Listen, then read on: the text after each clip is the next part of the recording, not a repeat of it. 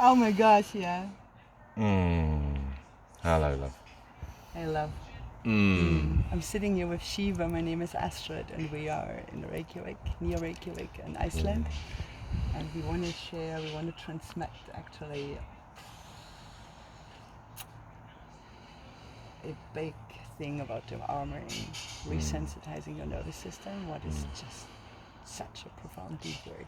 What is it? Why is it good? And what we have experienced.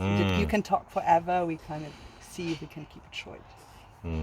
So I can share with you when I went about 3 years ago, first time to the training with Dearmouring Arts, and then I can literally remember when I saw one of the teachers, he has so beautiful embodied the masculine part.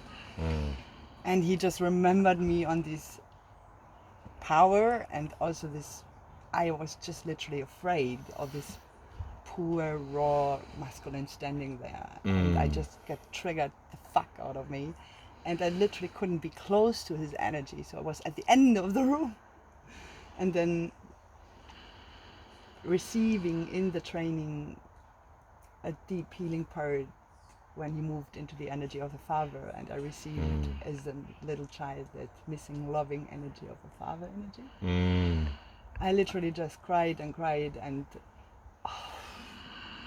so that was the first big thing in the training for me, that I could relieve this wounded part behind me. Really, that was really a big thing for me. So and receiving that transmission from him, from Dean, and then now over these years, so now I can be really close to him. So he's now a brother for me. So I'm not afraid any longer of his energy because, yeah, I called back my integrity and also the feminine part is more. So I freed up my sexuality, I owned my sexuality and really understood now also over these years what it is about. About like when we talk about raw and aliveness, and it is about allowing all your emotions running and that you're comfortable with them and that it's just an emotion, it's just a wave, even it's anger or fear or joy, or what is there also sadness, and that you don't have to be Grief, afraid of it. rage, Yeah. or the full spectrum of And that you everything can there is. let them run, and someone is seeing you and welcoming you in that. Yes. And you're not going into story and put it into thing. No, this is just a part of you. But you need to feel and experience that. To experience the depth of those emotions, and to be met, to have that met in love. Yes, for me, really a really important thing. Yeah. Because so many times when we experience strong emotions and strong feelings, we're not met with love. We're met with, this is too much, and other people shut down, and then the whole thing of shame and repression starts to come, and so we close whole areas of us down. Completely. Or we leave, we disappear, so Yeah. we go away. So all these trauma responses kicking in, and Yes. also understanding that how your nervous system is wired and how you can move out of fight or flight Yes. or freeze. When did we learn that it wasn't safe to express? When did our nervous system shut down? And we go to, when this happens when we're very young, it's a survival issue.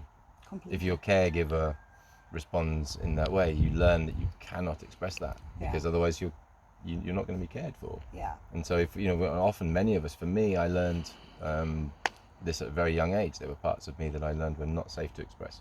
Yeah. And so I shut them down, and they stayed shut down. Yeah. Until, for me, my whole journey through embodied intimacy has been one long dearmoring process. And I think, why do we need dearmoring? For me, I spent all of my life, imagine going to a supermarket or to a forest and trying to feel the trees and taste the food if you're wearing a suit of armor. Yes. And trying to touch the grass if you're wearing a thick pair of gloves. Yeah. And your skin is hidden. Yeah, you're numb. You feel you're nothing. numb. You're completely disconnected. You can't feel. And for me, the dearmoring process is learning to take off literally those layers of armor, to take off the gloves, the pieces. Yeah. For me, my heart was the strongest one. yeah, I found my heart completely armored for good reasons. It's not safe to be who you are. Your heart is going, I need to be protected. And so it gets encased until it can't feel. And for me, the process of going through that heart opening thing was difficult, and really it felt like having my heart ripped open, like actually, and like it was a walnut. And the dearmoring process gently began to crack that nut that it was in, until it became, I can remember the day it really happened, when my heart fully opened for the first time after a dearmoring session, and I felt like a snail that had had its shell removed, and my heart was like too vulnerable and too, I was feeling too much, and this was like this feeling of I cannot allow my heart to do this. And I can remember thinking, I'm not going to close it again, I'm going to keep my heart open. And this was a very long and tortuous process of learning that I could actually live like this. How much does my heart have to be broken? And I realized that the defense was from having my heart broken. This is the way I would have described it before. My heart was broken, so therefore I have to protect it. But actually you don't have to, right? My heart needed to be broken repeatedly, like the shell of the nut, until it opened. What you get out of that, since when you allowed yourself to be open to receive the change energy? I can feel everything. And how is that? So, sometimes overwhelming. I can remember after my first Dearmouring training session, I didn't stop crying for nearly 2 days, and I can remember going to my teacher and saying, is it possible you could re-armor me a little bit, please? Can you put a little bit of rest? Yes. I'm like, is there a re-armoring process that can stop this hurting so much? And he was just like, I celebrate every little bit that's flowing through you at the moment, and becoming vulnerable. Yeah, so alive, and isn't that incredible that you can feel that? And this feels like what we're in this incarnation to do, is to feel everything, the exquisiteness of the grief, the exquisiteness of the rage, the anger, the jealousy, the disappointment, the self-judgment, all that's and being comfortable with that. Yeah, it's what I'm here for, and I didn't realize this. I didn't realize that my system was capable of doing this. I thought I had to only feel the good things and protect myself from the bad things. Yeah, all of that shiny stuff. Shiny world, bling, bling, bling. Yeah. No. But it's all fucking beautiful, and it's ecstatic. It's unlocked ecstatic grief, ecstatic So it living. turns into a pleasurable thing, Yes. right? All of a sudden. Yes. So because you connect to these things, this is how I experience, oh wow. And Yes. also experience, wow, I'm capable to hold myself. I can be with it. I'm not running away. I'm not shutting down. I'm not leaving myself. So my nervous system is like, oh, I can do that. Oh, I can trust that body. Yeah. Oh, I feel safe here. Yes. Oh, I'm comfortable. Oh, I can connect. This Yeah. is what I experience. So- I can connect to Yes. you as a man Yeah. in a male body. Yeah, I can you're be not. comfortable around Yes. you. This is so great for me. Yeah, the same as me. I'm sitting here. There's no bit of me that is thinking, oh my God, I'm talking to a woman. I wonder what she wants. It's like she reminds me a bit of my mother. She's probably going to do blah blah blah blah blah blah. blah. All these story fuck up. All that stuff, which was always there before in all of my interactions and everything that I was doing. It's like I feel like my wiring system has been upgraded from like a 12-volt system to a, I don't know, I'm British, 360 degree. 340-volt, 3-phase industrial system, and it's capable of running the levels of emotions that and feelings that I'm actually here in this incarnation to experience. Oh. And I just really celebrate that. And I didn't know, and that analogy is really strong for me, of walking around the forest dressed in a suit of armor, with protected from everything, desperately trying to feel the grass, or trying to feel your skin when I'm wearing these huge thick metal gloves. It's like, not only can I not feel you, but I'm probably hurting you as well. Yeah. And how is that for you as in an embodied male body? What change brought that to you? What change brought the armoring to you? So like in how you interact, behave? Really for me it was my journey into Tantra.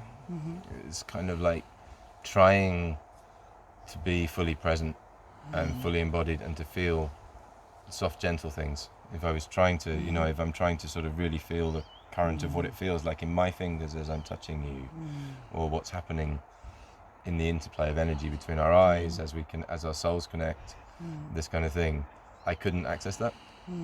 And so there's a thing in me of why, you know, I'm reading the books, I'm going on the courses, I can't access this, and so something's in the way. What is that? And theoretical, right? yeah, It's not connected. yeah. And it just became essential in the end that if I wanted to be fully present and I wanted to experience full embodiment, then I couldn't do that wearing this protective suit of armor.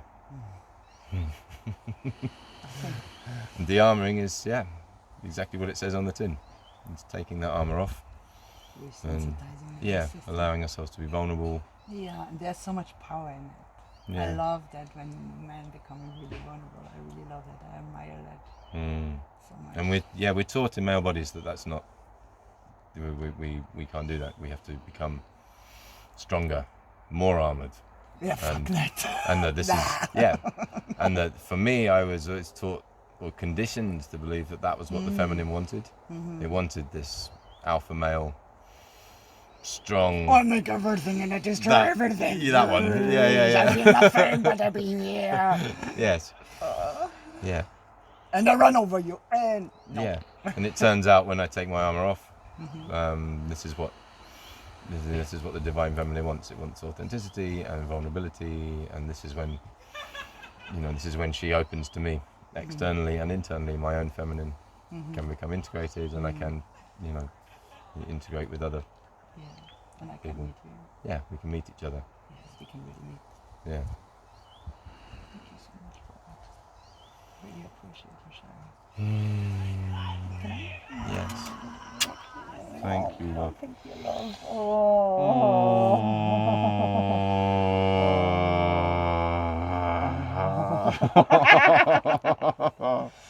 Okay. So